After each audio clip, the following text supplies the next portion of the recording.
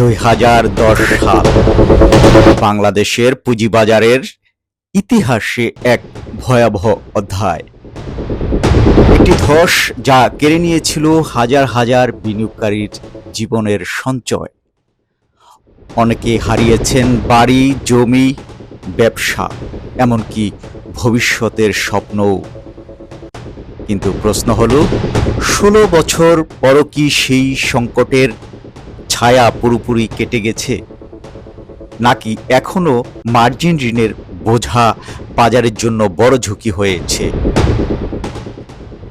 আজকের প্রতিবেদনে জানাবো কিভাবে শুরু হয়েছিল সেই ধস, এখনো কত হাজার কোটি টাকার নেগেটিভ ইকুইটি রয়েছে, এবং কেন আজকের বিনিয়োগকারীদের অতীতের সেই ভুল থেকে শিক্ষা নেওয়া হয়নি, বা সেই ভুল থেকে শিক্ষা নেওয়া জরুরি।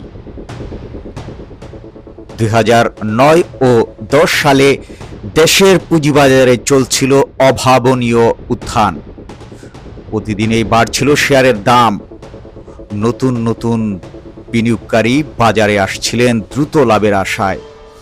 এই সময়ে ব্যাপকভাবে বিতরণ করা হয় মার্জিন ঋণ।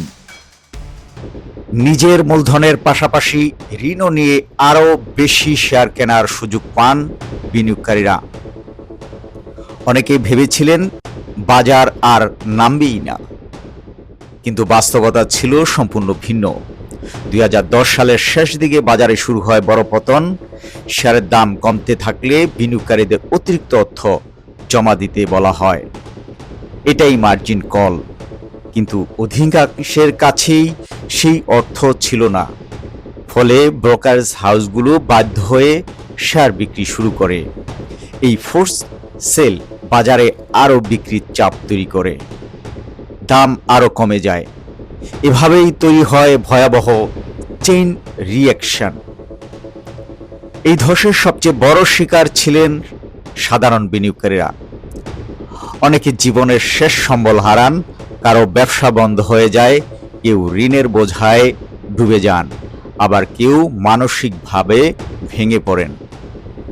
2010 সালের সেই ক্ষত আজও অনেক পরিবারের কাছে এক বেদনাদায়ক স্মৃতি। কিন্তু প্রশ্ন হচ্ছে, আজকের বাজারে কি সেই ঝুঁকি পুরোপুরি শেষ? চলুন দেখি সর্বশেষ পরিসংখ্যান কি বলছে। বর্তমানে দেশে সক্রিয় রয়েছে প্রায় 14,31,000 ডিউ হিসাব। মার্জিন হিসাব প্রায় 1,90,000। এসব হিসাবে মোট মার্জিন ঋণের পরিমাণ প্রায় 16,895 কোটি টাকা।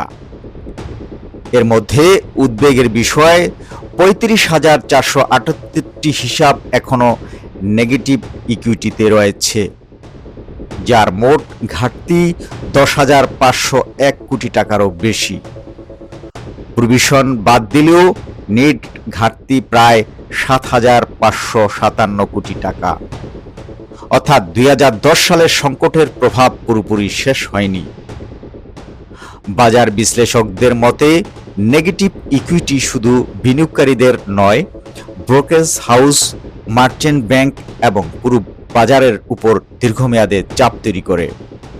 ফলে বাজারের তারল্য ও আস্থার সংকটও দীর্ঘস্থায়ী হতে পারে। তবে একটি বিষয় পরিষ্কার, মার্জিন ঋণ নিজে সমস্যা নয়। সমস্যা হলো না বুঝে অতিরিক্ত ঋণ নিয়ে বিনিয়োগ করা। বাজার যত দ্রুত বাড়তে পারে, তত দ্রুত কমতেও পারে, আর সেই সময় ঋণই সবচেয়ে বড় ঝুঁকিতে পরিণত হয়। এখন অনেকেই নেগেটিভ ইকুইটি সমস্যা সমাধানে সরকারি সহায়তা ও নীতিগত উদ্যোগের কথা বলছেন।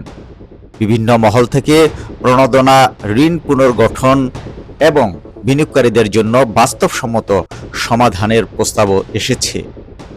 তবে এসব এখনও নীতিগত আলোচনার বিষয়। চূড়ান্ত সিদ্ধান্ত নেবে সংশ্লিষ্ট কর্তৃপক্ষ। 2010 সালের ধস আমাদের একটি বড় শিক্ষা দিয়ে গেছে। লোভ নয়, জ্ঞানেই হোক বিনিয়োগের ভিত্তি। শুধু শেয়ারের দাম বাড়ছে বলেই বিনিয়োগ করবেন না।